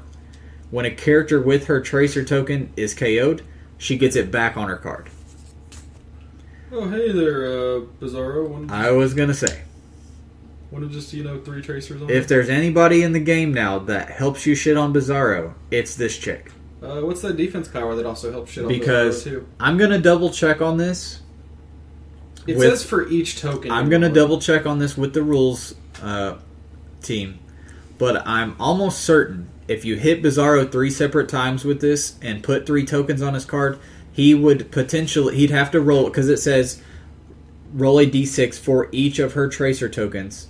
On a 3 to 6, deal 1 pin to that character with that tracer token on its card. I think the way it's worded, individual. I think that's what I think, at least. No, it says for each token. That's what I'm saying. You roll 1 dice for each one. Yeah. And then so he could take up to 3. That's what I'm saying. I think that it would trigger 3 times if you hit it all 3. If you hit a 3 to 6, I think he would take 1 damage, do it again. 1 damage, do it again. 1 damage. So I think you could do potentially 3 penetrating damage to Bizarro on 1 turn, which is fucking impossible to do with any other effect. Unless you have a swarm of red lanterns on him. And this is going to stick on there. If Bizarro hypersonics and hits and runs away, next turn he's going to have to deal with this again. It's not going to go away unless you kill her. And she is not easy to kill because she has an 18 reflexes. Along with that trait that really dissuades you. And that's hits. That's not damages. She puts the tokens if she just barely taps them. And let's say you're not playing against Bizarro. Well, Hunter, is it still good even if I'm not playing against Bizarro? Yes. Remember, 3 bolts.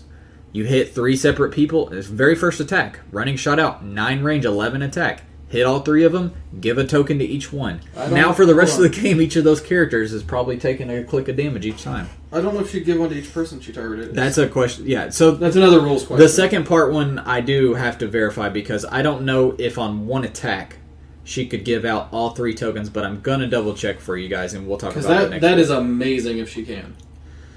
And the fact she gets them back. That's what's nuts. So let's say you are playing against a team with a Bizarro. I think he could. There doesn't. If you are playing against a Bizarro and he keeps the Bizarro back, you pop 3 support pieces, and then they're slowly draining. By the way, you couldn't give Bizarro 3 tracers.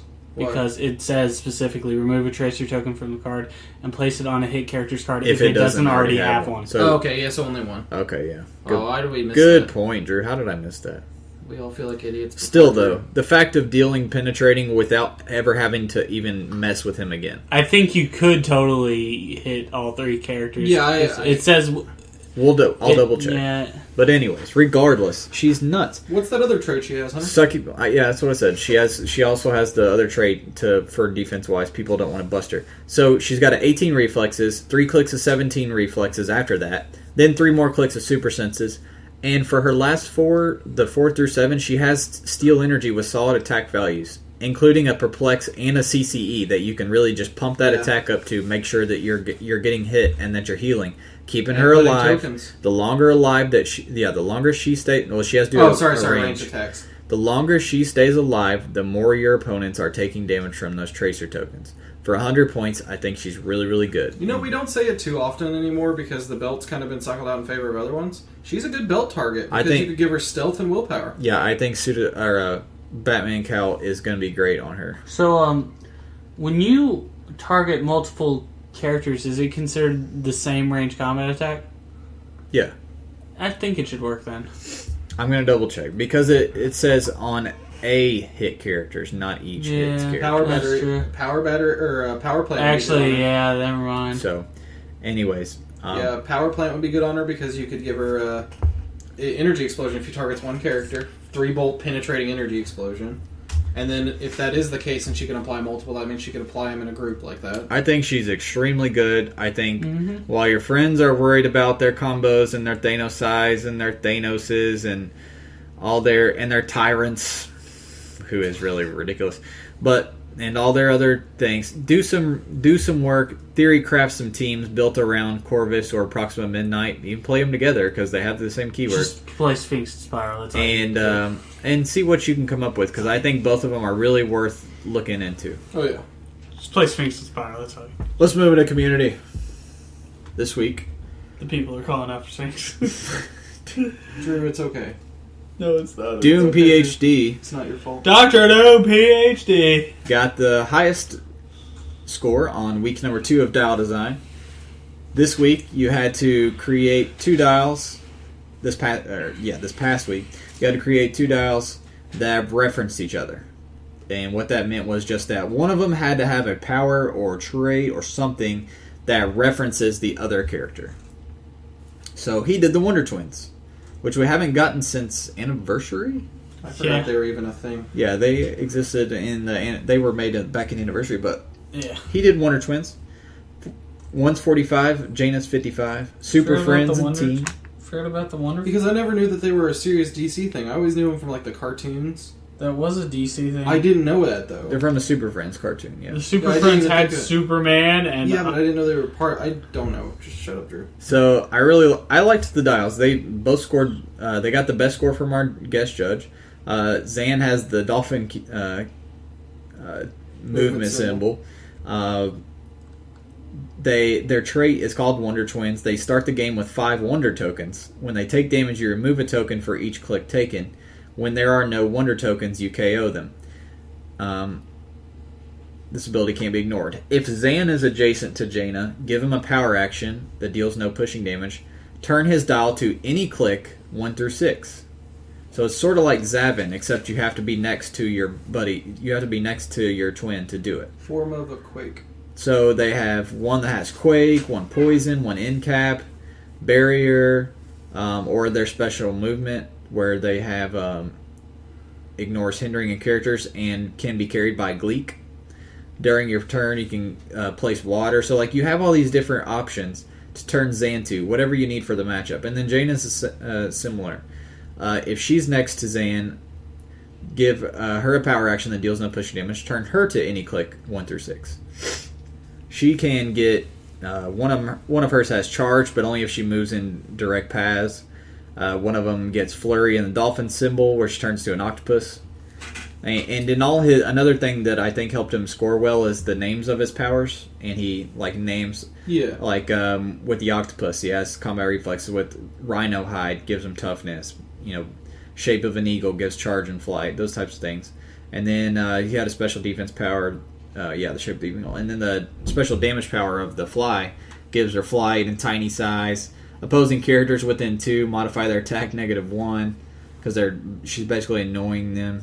And opposing characters get -2 on their range attacks against her because she's tiny as hell. So, pretty good, pretty creative dials. Got the best scores, but it was a really close week this week. That was week number 2. Week number 3 is going to be graded tomorrow on Sunday, and then we will have our winner for September, and already be done with September. Big wiener. Best build we talked about last week, Ashley C., which submitted Drew, Sphinx, and Spiral Team. She wants Wonder Woman tokens, so I'll be working on those soon, which is good because I was wanting to make myself some Wonder Woman tokens. I just thought it was funny that our first female winner ever wanted some Wonder Woman tokens. Shirts. I have one shirt sold over the past week. Drew said I should read his address, but he was just joking. I was. So if you would like a t-shirt, you can send me a personal message on our Facebook page, Dolly Tree Heroclix. I'll just read Austin's address instead. Go ahead, you guys have already given out my phone number. But the shirts are $20. That includes I wonder shipping. what your dad would think about that. Includes shipping. 2X or 3X are available. I only have a few. I probably have 5 or 6 left. So if you are interested in getting one, let me know soon because, like I said, we're running pretty dang low. Pretty dang low. $20. PayPal is the only method. PM me on our Facebook page. Speaking of our Facebook page, we posted a community question this week. And this one was actually sent to us a couple weeks ago. We got sidetracked. Yeah, but we did the I know. we did the Flash, and so we decided to go with the Flash question. But Eric Linnell sent us this question a few weeks ago. We thought it was so good and such a cool question that we would use it for community. So the question is, what comic book location would you like to see made into a Heroclix map? Edward. The top post. Yeah, one side. Ken said my parents' basement. Pretty good answer. No, one person said blue area of the moon. That already is a map, by the way, Edward. If you, it's an older map. It's the backside of the map that I play nonstop. Realm of Death. So yeah, look for that one because there is a blue area of the moon map. Another person said Baxter Building. There is a Baxter Building map, but it's super old if you can find it. Hall of Justice, good one. Coliseum for playing a Hulk. Yep, Coliseum for playing Hulk's a good one. Mogo map, I also like a lot. Daily Bugle Newsroom. Agamotto's Realm. That's kind of Doctor Strange's. I don't know. No, is it the place where he goes when he's meditating? And Yeah, it's just I like think. the floating rock? I was gonna say that one when we were talking about that. Actually, I couldn't remember what it was called though. House of Mystery. That's a really good one. Somebody said the Twin Towers 9/11. One side could be standing, one side could be destroyed. That is fucking terrible. Dwarf Kingdom for Lord of the Rings. That could be cool. Oh yeah, that would be. Hydra Base. That's true. We don't have a Hydra base, do we? Uatu, the Watcher's Lair. Then let me check on our Twitter. Cavern X from Uncanny X-Force. Rock of Eternity for DC. Negative Zone Outdoors for Marvel. We do have Negative Zone Indoors. We don't have an Outdoors. The Big House. All standard size characters now have tiny size. Battle World. A new Arkham Asylum map. Someone that we play Clicks with brought up, is there a Savage Land map? I'm not sure. I don't know the Chaos War maps enough, but that's where it would But we be, could really. use a couple more jungle-style maps, honestly, I think. So, good answers. On the mailbag, I think we had a couple on our Facebook. Oh, that one was about the ROC. Okay, here's one from Chad Van Horn. He asks, quick question regarding War of the Light. There's a local venue here where the owner gets an extra brick of War of the Light when he orders, and then he opens it and sells the pieces in his store and online. I'm wondering if that's against WizKids policies. I said, technically, yes. They're not allowed to sell until they get word from WizKids, which is usually about a year after the event ends. So this ties into what we were talking about earlier. No, this is big. Again, like, WizKids wants people to get... You usually can't sell... You definitely can't open and sell Definitely can't. at your store individual Heroclix like that. That's pretty... They're not for resale. Yeah. So yes, that is illegal. Whether you want to tell on your venue or not, totally up to you. But yes, that is against Directly WizKids. against WizKids It is policy. directly against WizKids policy. They frown on it extremely. like I said, a year from now, they'll eventually, or so, I assume they'll give the word, hey, if you have any left, you can sell it. But for now, that is definitely against WizKids policy. Let's check Gmail, where I know we had at least one, if not a couple. Is it Swagnito with some other food-related thing for us to fight over? Nope, here's a rules question, though. Aftermath of Cool for Gore the God Butcher. He says, can you please explain his Pulse Wave ability? Well, let's check out old Gore, because I haven't had a chance to play him yet. It's called God Bomb, I know that. I remember it being pretty cool, but I don't remember how cool. it works. Okay, so God Bomb. It's on his last 2 clicks. Give Gore the God Butcher a double power action. He can use Pulse Wave as a free action. When he does, modify his range value by the number of opposing characters on the map, and he deals damage equal to that number, a maximum of 4, no matter what his damage value is. Okay, so here's how it works. That's a weird wording. You give him, it lets him multi-pulse wave. Yeah. Typically, when you multi-pulse wave, if there's more than one character in the AoE, your damage locks at 1. The reason they word his the way they do is so that you can hit multiple people with his pulse wave and still do more than 1 damage. So with him, when you activate it, he has a range of 6, so it becomes a 3. He gets +1 range for each opposing character on the entire map. It doesn't say within. It just says on the map. So if let's say there's 3... 5 people in the corner. Let's say there's 3 characters. This is late game, so when he gets this. So let's say there's 3 characters left, opposing characters. He gets +3 range, so his half of 6 goes up to a 6. 3 plus 3. Dial H big math going on here. So 6 range pulse wave. New segment, Dial H Big Math. And he deals damage equal to that number. So when it says that number, it's referring back to the number of opposing characters on the map. So 3. So maximum of 4. Oh darn. And then the part where they say no matter what his damage value is, that's what I'm saying. They put that in there so that it's not locking at 1. It's dealing this new number regardless of whatever his damage value is or if there's multiple people in there. So it can be bad. Yeah. Because if there's only 1 opposing character, then he's only dealing 1 damage. Even if he's single target pulse waving, he's only dealing 1 damage. In which case you probably just want to blaze. Yeah, you just want to blaze. Good point, Drew. Because otherwise, it's not worth it. I mean, I guess it would ignore all their stuff, though. Yeah. And deal 1. So, depending on what they have. They have, like, impervious. Still, fucking blades like a man. So, yeah, what his does is just lets him hit multiple people with a bigger AoE. Because the more people there are, the bigger his range for the pulse wave and the more damage he can 6 range do. pulse wave is nothing to scoff at. A 6 range pulse wave that's hitting 3 or 4 damage each. That's not good. No. It's pretty good. It's pretty good. So hopefully that helps you figure that out.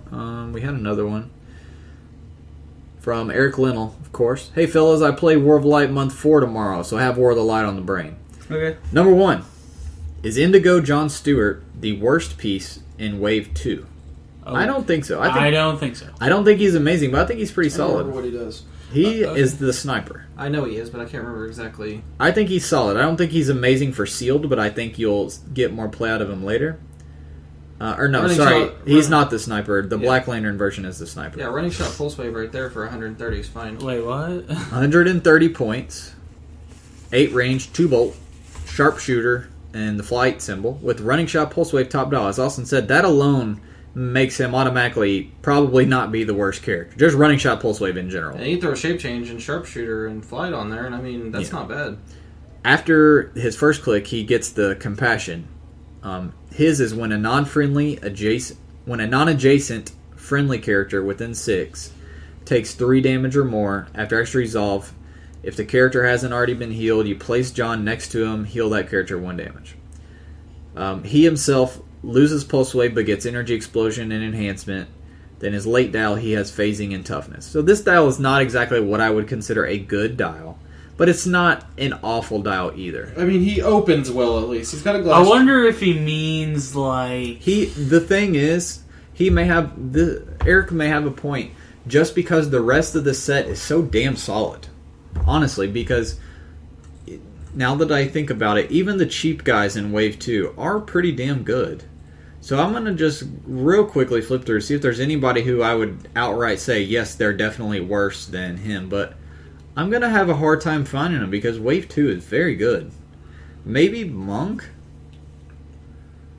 I don't know. He has CCE. And leadership. Too, and he has a long dial and an 18 defend on his last dial, too. And he's only 85 points. Sornik's good.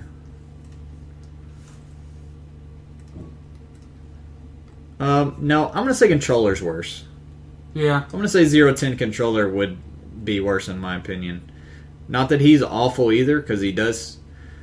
Yeah, I think controller's worse. His trait's cool, but he's not good. I think John Stewart Indigo is the second worst. So yeah, I think you're close. Like I said though, that just goes to show you how good this set is, because that John Stewart is not an awful figure by any means, but it's just Wave 2 is really, really good. Running shot pulse wave with 4 range is really bad. Number 2. Does Abinsur's 2 different dials prove that there is no point formula? So for those of you who are newish Clicks players, what we refer to when we say quote-unquote point formula is when the WizKids design system has in the past said that they use a point formula that they use to figure out how many points pieces should cost whenever they create them. And a lot of us say it's total bullshit because a lot of times 2 pieces will have almost identical powers and numbers and not be even close to the same number of points. So let's look at Abinsur's 2 different point options and see if we think it's further proof that there is really no system and that they just kind of make it up as it goes along. Personally, I'm fine either way. I don't think they're necessarily... I don't like that idea of a formula. I think traits and stuff make it not possible. I don't think it matters. So for 50 points, we get 6 clicks, running shot or sidestep on every click, 8 range, 10 or 9 attack, 3 damage on the first 4 clicks. Construct, 4 per click, Construct, by the way, which is huge. Snipe. He already has 8 range. Doesn't need sniper rifle, but.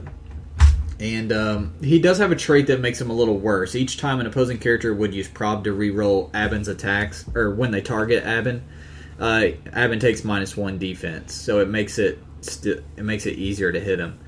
But we got 6 clicks, 8 range, movement on every click. It's pretty solid for only 50 points. And then, like I said, throwing on Construct. Do not underestimate how ridiculous having Constructs is. Then we got Black Lantern Abin for 109 points, so double, same number of clicks, same range, same combat symbols.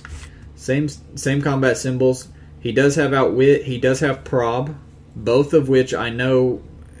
if there is a formula, probably factor in heavily on, because those are 2 of the better powers. Pulse wave, including Pulse Wave and Pinsai on every click. 2 regions. And yeah, running shot and stealth. And stealth, a lot of us, some of us may not like stealth, but stealth is an incredibly useful power when used correctly. And I think 2 regen clicks also factors a lot into point value too, because you have to think of it this way. If he lands on either of those clicks, you're adding clicks to his health, basically. On top of prob is what. And prob with that. And then what are his traits? Or his abilities? Opposing characters that didn't begin the game on the map modify their values -2 when targeting Abinsur or being targeted. That's not going to come into play too often.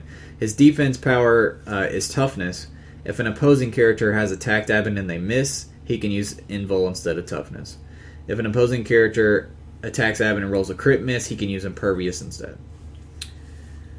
And that's not just for this turn. That's for the game. So if anybody misses him, he can now use Invul from now on, and then so on and so forth. Yeah, I think he's... Personally, I would almost say the opposite to me. Yeah, I think those 2 kind of confirm that. I think these kind of... Yeah, I think these should... I don't think the 50... I think the 50-point one should cost a tiny bit more than 50. Probably like 50. But I think the 109 is value. Like, that's a solid piece for 109. I think they're both pretty accurate. Especially considering that Abinsur's kind of I don't want to say a silver bullet, but he's meant as something to help kill things that start off the map. And I think you have to put a lot of stock in Outwit and Prob, especially with 8 range. And then a lot of stock in Pulse Wave and Psychic Blast. Yeah, he's got a lot of high point powers. He never can't handle penetrating. I actually think the opposite. I think, if anything, this kind of makes me think they may have a formula. I don't know. I think dial length varies between point values anyway. Yeah. Number 3, is grabbing Earthbound with Black Lantern Spectre a good idea? For example, he could hide behind his buddies. Alright, let's check out Black Lantern Spectre real quick. He's right there. He is 050B, super rare. And on his, let's see, Steel Energy attack, wonder for the character. Okay, so I think he's talking about the trait. You can use Steel Energy with close or ranged combat attacks. Very useful. When an opposing character is KO'd, heal him of 1 damage. And if Spectre KO'd it, choose a standard power from that character's card. He can use that power for the rest of the game. So he's saying, it would be should I choose Earthbound so that I go down to normal size instead of giant size? Because his willpower is technically under quintessence. Depending on what you're doing with him, yeah. Are you using him for range? I'd say keep him giant. If you're using him for ranged attacks with a 6 range, keep him giant. Yeah, because he lacks running shot to maneuver around.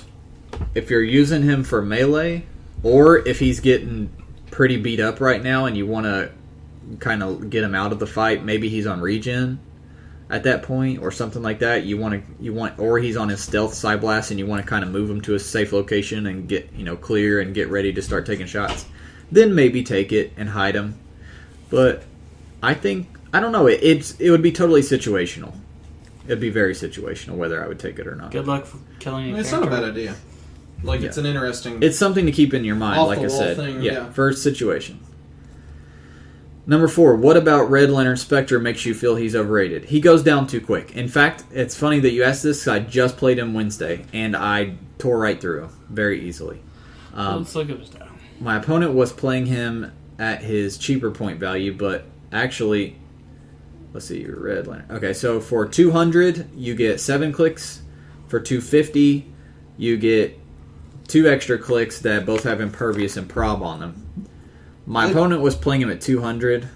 I think they're both about accurate. The fact that he doesn't start with move and attack, though, really sucks on that higher one. Yeah. I think he's better for 200. I don't know. I think those clicks are worth 50 because he gets Prob as well. No, it is. It's just I would rather start him with running shot with that. And if you give him any sort of resource that gives him running shot, he starts with a 7 running shot. So he does have 9 range, which is good. He has running shot, giant size, which helps him to see people easier with his 9 range double bolt. He can't be outwitted because he has quintessence, but he has impervious top dial though. And then he has invincible for 3 clicks, and then regen for 3 clicks after that. He also has special damage power, which is nuts, and did give me a little trouble. I had to get creative with how I was going to plan out to beat him in a couple turns. He possesses you at the beginning of your turn. You choose. He has Battle Fury or he doesn't. If you choose that he does, which remember that would mean that he can't make ranged attacks, then until your next turn, he can't be targeted by opposing figures unless they're adjacent. So basically it keeps him safe from range. And that helps negate the bad side of being giant size. The bad side of being giant size is, it's easier for me to shoot you, but it's also easier for you to shoot me. So when he wants to clear, he chooses Battle Fury, and then you can't shoot him. So I do think it's a good dial. Don't get me wrong. I'm not saying it's a bad figure. And I'll back up, because I've played him, and I like him. I really want to love him, but... I don't know. That first click on the high point value of not having move and attack really is painful. But I don't know. He's interesting. I think he goes down too quick. I'll tell you this: if he had invincible instead of impervious, in a heartbeat, he would be better because he can't be outwitted. And the way that I got through him was I set up my exploiter, or I set up my Pinsire, and waited for him to take a shot at one of my smaller guys, then moved in Cerise and blasted him with Psychic Blast to get him off of that impervious. And guess what? If you get him down on that regen, he's open season. I mean, he's got shape change. But you're now talking about a 200-point giant-sized figure that doesn't have that Battle Fury thing anymore, so now I can shoot him if I want to. And he's naked. He has a 17 regen. Nothing to reduce it, nothing to do anything. So if you can Psychic Blast him or Exploit him for only 3 or 4... then he is easy pickings from there. And that's exactly what happened. He got torn up easily. It's definitely the top dial impervious that makes him totally wreckable. I mean, against other teams, though, if they don't have Exploit or Psychic Blast, he can't be outwitted, so that Impervious is really good. So, and to be fair, when I played him, I didn't play him where I could take advantage of his trait. Yeah. Where you can give blades and all that stuff like that, yeah. So, I'm not saying he's a bad figure. I'm definitely not saying he's a bad figure. In fact, I think he's worth his points. I agree. I would go as far to say he's worth his points. I just think he's overrated. I hear a lot of people talking about how good he is locally and online, and I just don't see it. I don't see why he's more impressive than some of these other figures, than Moro or than I mean, hell, Sodom I like the Yacht Black Lantern one better. or Dexstar, or the Black Lantern one is better. So I just think he's a little overrated. That's all we're saying. But to each their own. Yeah. Compare him to like same point figure Hal Jordan and Sinestro. Like they're more expensive though. Oh, they do have a cheaper option of 100 or 300. Oh, they're 300. Yeah. But you put him on 300 instead of 250. You give him extra points.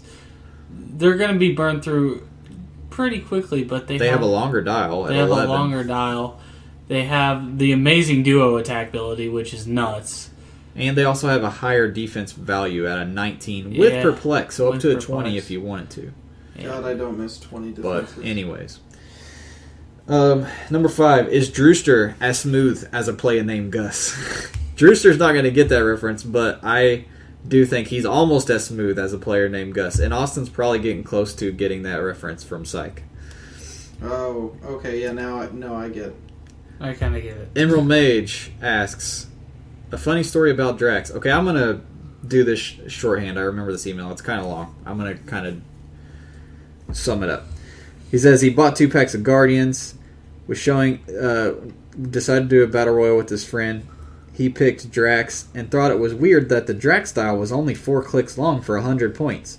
But I thought, oh well, its traits must make up for it being 4 clicks long for 100 points. It is Drax after all. So we start to play him. I move on my turn and go to use Super Strength, which I assume is what his special attack power. So he has a special attack power. I look to see what it is. Something's wrong. It's not there. I look at the number on the dial. It says 002. I look at the back of the card and see that it says number 55, which turned out to be the issue number. We search realms for every Drax with a charge and 10 movement. There is none that exists. There is no Drax with 10 movement. So I remove his dial, see that it says 002 on the card, but not on the dial. And then it hits me. The weird symbol that I kept seeing was the War of the Light symbol. My friend searches through War of the Light, and up pops 002 Red Lantern Recruit. Neither of us even owns any Wave 2 War of the Light. And at first, it felt like a slap in the face. He says he's having some card trouble. He's having a bad time anyways. So he's like, we did make for an interesting game. We replaced all Drax symbols with the recruits.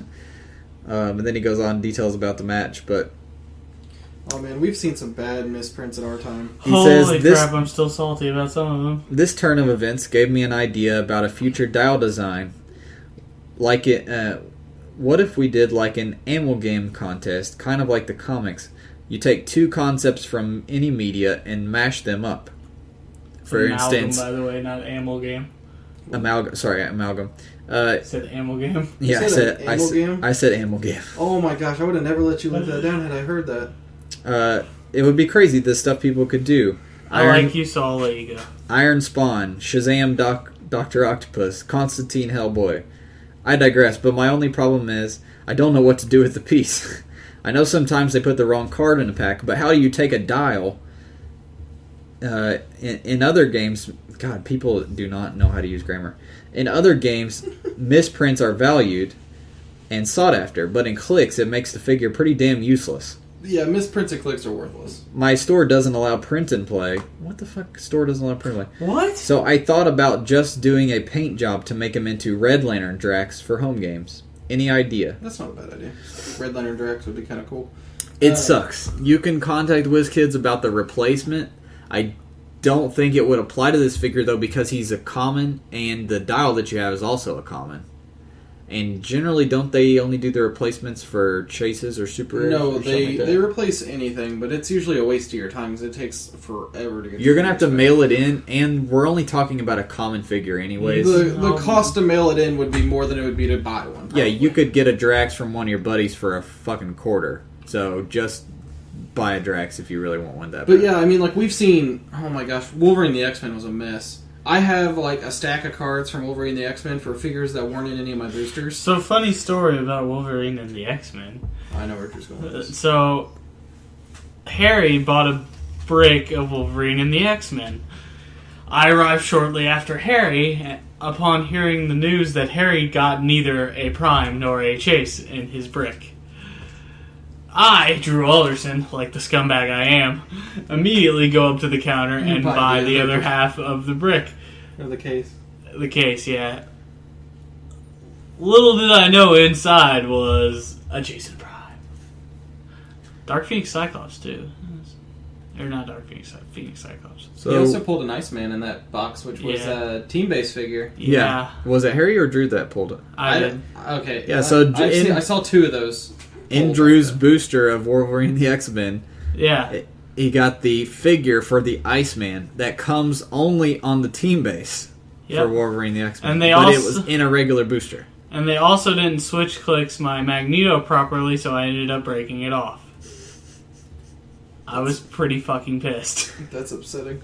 Yeah, there's... Because guess what I got in my Super Booster? The Brotherhood of Mutants team base. Yeah, there's a lot of misprints. It's a common WizKids thing.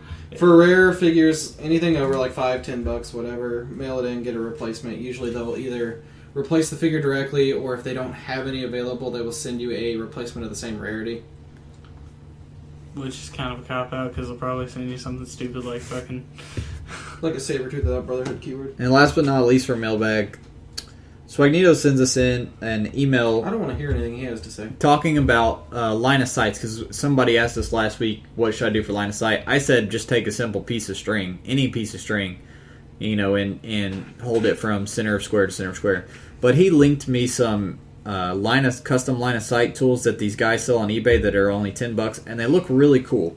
And both sides of the string have standard size Heroclix size dial little things on them, and so you just set them in the middle of each square, and then it draws the line between them. Nifty. So if you want to spend money instead of doing it free, you can buy these. I'm going to link them in the podcast description as well. They're $10 there on I eBay, won't want it. just called line of sight tools. They have different colors too. Ooh, pretty colors. So if you guys want those instead of Rainbow Raider. free ones, just a free piece of string, Stop talking about your boyfriend. then do that. So a quick reminder to everybody out there in podcast land, our ROC events are coming up very soon. The Rock. I'm so anxious, Hunter. I can't take it. The Dial H qualifier. The Dial H official first annual First qualifier. annual, baby. Because if you guys come, we're going to do it every year. First annual ROC qualifier Come is shoot on the shit with us. October 18th So many door prizes. My God, the door prizes. at the Dugout in Indianapolis, Indiana. So go to the Heroclix. Hero clocks. Go to Hero clocks. You .com. can buy a nice Batman clock. You got a sweet Superman clock. cuckoo clock. It comes out and it punches a villain every time it goes on the air. That'd be pretty sweet, actually. Heroclix.com event system. And then look for the Dugout or look for events coming up in around Indianapolis, Indiana. And find us. We're going to be there on October 18th. You can find all the details for the event. Please come to this. Only $10 per person. Like the guy said, I have tons of door prizes. Everybody's going to be eligible for those prizes. We're going to have free play. So even if you get knocked out, hang out. We're going to do door prizes the entire time of the tournament. The better ones are going to come towards the end. Oh, yeah, they are. You guys can get some free prizes. Hang out. If you play Dice Masters, bring your Dice Masters deck. If you want to bring some other clicks to play like pickup games and stuff, bring some random ass board games. Bring any board games you want to play. We're just going to kind of make it a game night. So even if you get knocked out of the Heroclix tournament, you still hang out, have a good time, and also still win some door prizes. So, like I said, check out the Heroclix event system for details on that. Also, the following week, October 25th, the ROC Midwest Regionals. First ever regionals for the ROC. That's right. Big tournament, $30 entry fee. This is kind of where the big boys go. Downtown Indianapolis at the convention center. We're expecting, I'm thinking around 100 people. Honestly. That's probably fair. And that's about as many as Worlds almost. Yeah. So, I mean, I expect it to be big. From what I'm hearing from other people, sounds like a lot of people are traveling. This is bigger than a Super Q. This is the biggest ROC event they've done so far aside from the championships once a year. So it's going to be big if you are into competitive clicks and if you want a chance to win some huge prizes. Including the winner gets 4 con exclusives, their choice of any of the con exclusives. You get to pick 4 out of those. Then you also get automatically into the top 16 of the Heroclix World Champion or ROC World Championships next year, which is supposed to be a 10K. So you're automatically putting yourself in a 1 in 16 chance to win $10,000 next year. That's some money. Most likely. So be sure to, if you're interested in that, also try to find that on the Heroclix event system. If you have trouble, just send us a personal message on our Facebook page, and I'll try to find the info and link it to you. But you can also find this on HC Realms in the ROC tab. It's on there everywhere. So August 25th. So if you want a smaller, more personal experience for your ROC event, come see us. First annual Dial H for Heroclix qualifier on the 18th. If you want, on October 18th, not September. If you're wanting a big, huge prizes, or do both, but the bigger tournament is going to be downtown on the 25th. So don't forget about either one of those. We really hope to see you at the Dial H for Heroclix ROC qualifier, though, more than the other one, because we actually get to hang out with you guys, meet you guys, and all that good stuff on our personal one. Don't forget to follow us on Facebook and Twitter. Send us emails if you have questions, like any of our nice other guys that send us emails every week. We appreciate you guys. Next week will be a short format. We'll actually be recording before we play our Saturday clicks next week. We're going to go play the Cons of Talkir pre-release for Magic the Gathering. So it should be fun. So we did another long format today so that we could do a short format next week. So until next week, I hope you guys send us some fun email questions, and we'll see you guys next week with another episode of Dial H for Heroclix. Later, guys.